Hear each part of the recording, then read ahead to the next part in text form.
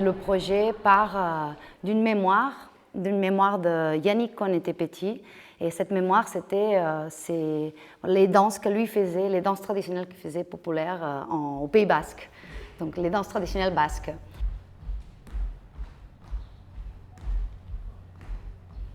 Et ce qui était intéressant dans le projet, enfin, pour moi par rapport à cette pratique-là, c'est que Aïna ne m'a pas demandé de me souvenir et de retrouver les pas exacts que je pouvais faire quand j'étais petit, mais plutôt de m'appuyer sur la mémoire, ce qui fait que j'avais plutôt une interprétation déjà de ces pas que j'avais pu faire par le temps qui s'est écoulé et qui a transformé aussi la mémoire que j'avais de tout ça. Dans le folklore basque, il y a une idée de sonorité dans les pieds, mais il n'y a pas cette idée du taper en fait. Tu vois, il n'y a pas du tout, il n'y a pas la volonté de frapper le sol, mais c'est plus une rythmicité.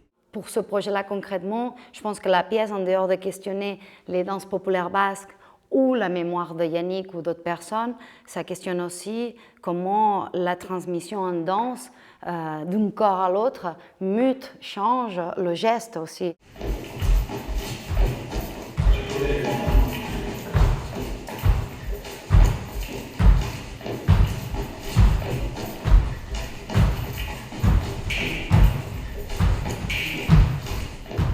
Il y a la question de l'oralité, qu'est-ce que c'est de se transmettre des danses à l'oral.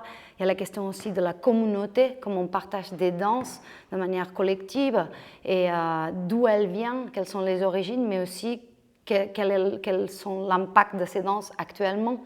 Et du coup, pour nous, ce n'était pas danser ces danses, puisqu'on n'est pas des danseurs populaires, des danseurs traditionnels, et c'est un travail énorme qu'elles font.